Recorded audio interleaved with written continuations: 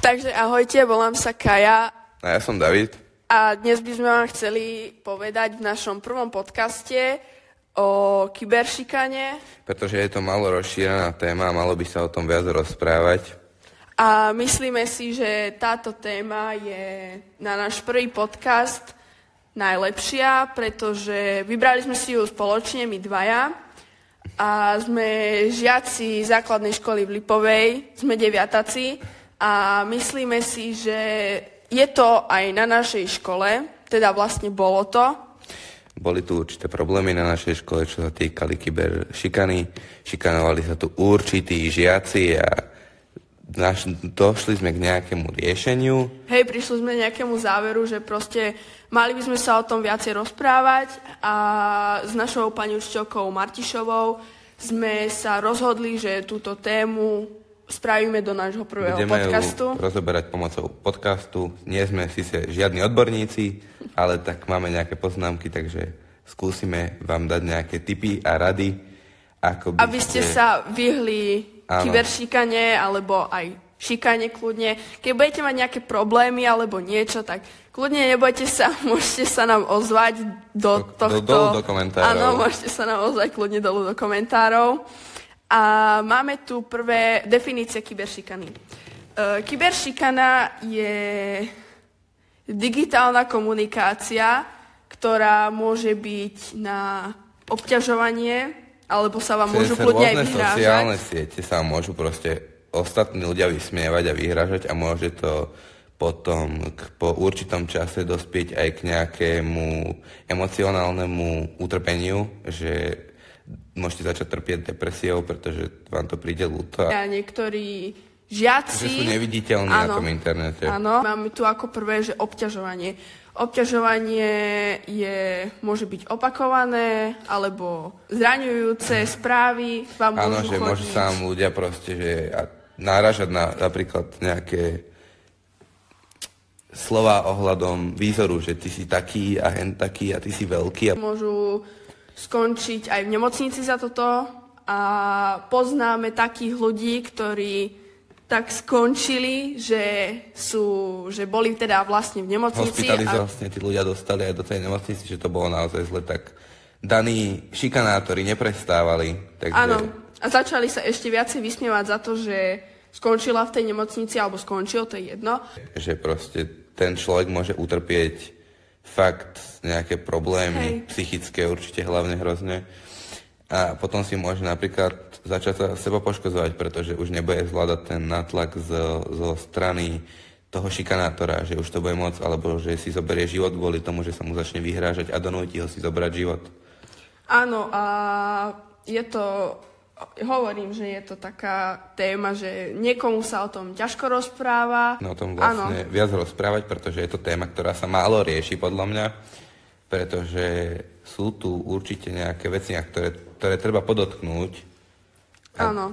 Dať proste takú, že hej, je to tu, stále to existuje a treba to riešiť čo najskôr a čo najefektívnejšie. Dôsledky, s ktorými sme začali, môžu byť napríklad aj, ako David spomenul, že to sebapoškodzovanie, úzkosť, depresia a... Problémy so sústredením, pretože budete v kuse rozmýšľať proste nad tým, že zase vám bude písať, kto to robí, a že to bude viesť ku klesajúcim známkam a bude to náročné sa potom vzdelávať. A naozaj sa viac prezentovať aj na školách.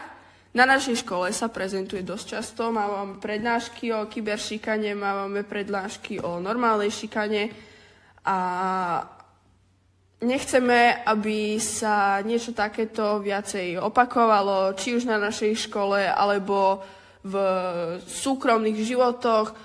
Určite nejaké platformy by sa mohli začať o toto tiež zaujímať, napríklad hlavne tie veľké sociálne siete, ktoré by mali zaviesť nejaké spoľahlivé mechanizmy, ktoré by vlastne potlačili túto kyberšikanu a nejak by blokovali užívateľov, ktorí by začali niekoho kyberšikanovať alebo napádať slovne na sociálnych sieťach. Oni nemusia zistiť hneď, že kto to je. Sice áno, vedia to zistiť, ale oni nemusia hneď zistiť, že proste, že ty si to bol a ty si to napísal a čo s tým oni spravia? Keď to nie je až také rozsiahle, chápeš? Neviem, že je to také, no je to hrozne zložitá téma hlavne, pretože sa to nerieši úplne, že stále.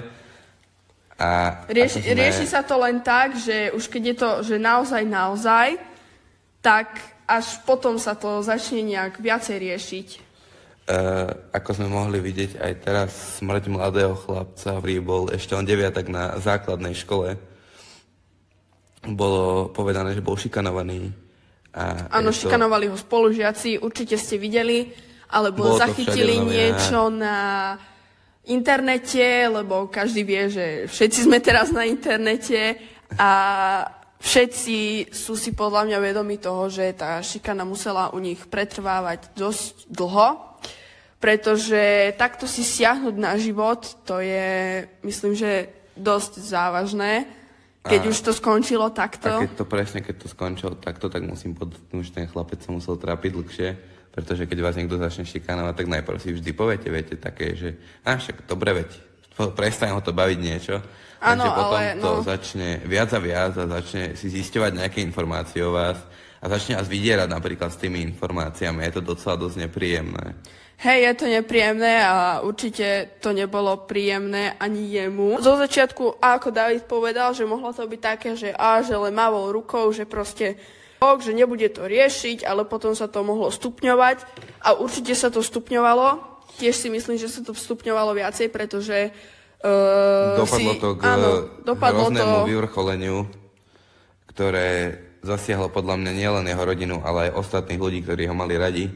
A taktiež presne kvôli takýmto veciam by sme chceli viac rozšíriť komunitu okolo tejto kyberšikany, či už u nás na škole, alebo na ostatných školách a celkovo všade, kde sa to len dá. Naozaj si myslíme, že sa to nerieši tak, ako by sa to malo riešiť. Chceli by sme, aby sa to naozaj dostalo čo najďalej, pretože toto není sranda, šikanovanie a vidíte napríklad toho chlapca, ktorý skočil z tej školy. Zobral život kvôli šikanovaniu, takže... Áno, zobral si život a určite nie, myslím si, úprimne to poviem, že určite nie je prvý ani posledný, ktorý si takto zobral život kvôli tomu, že bol ticho a nikomu nič nepovedal, že ho niekto šikanuje. A myslím si, že naozaj je škoda, že takéto veci sa musia v 21. storočí riešiť. Áno, a chcem podotknúť, že nebezpečné prenasledovanie, tzv. Cyberstalking, je od roku 2021 na Slovensku podľa zákona 360a trestného zákonníku je trestné. To znamená, že ak vy začnete niekoho šikanovať a dotyčná osoba to nahlási na políciu, tak môžete mať veľmi veľké problémy a môžete byť odsúdení na rok odňatia slobody. No, ja si myslím, že za šikanovanie by som dala kľudne aj 2-3. Akože tiež, podľa mňa tiež, ale tak aspoň na to taký zákon nejaký je. Vieme, že sa môžeme cítiť trošku bezpečnejšie. Hej, ale takže... Myslím si, že na prvý podcast je toto dostačujúce. Takže ďakujeme vám veľmi pekne za to, že ste nás počúvali. Áno, ďakujeme. Neváhajte sa nám potom, keď budete mať nejaké problémy a budete toto počuť, obrátiť do komentárov. Budeme sa snažiť pomôcť. Vieme, že to nie je dokonalé, ale snažili sme sa, ako nám to len šlo. Áno, celkom sme sa snažili. Takže budeme radi potom za nejaké tie lajky. Ďakujeme. Ahojte. Ahojte.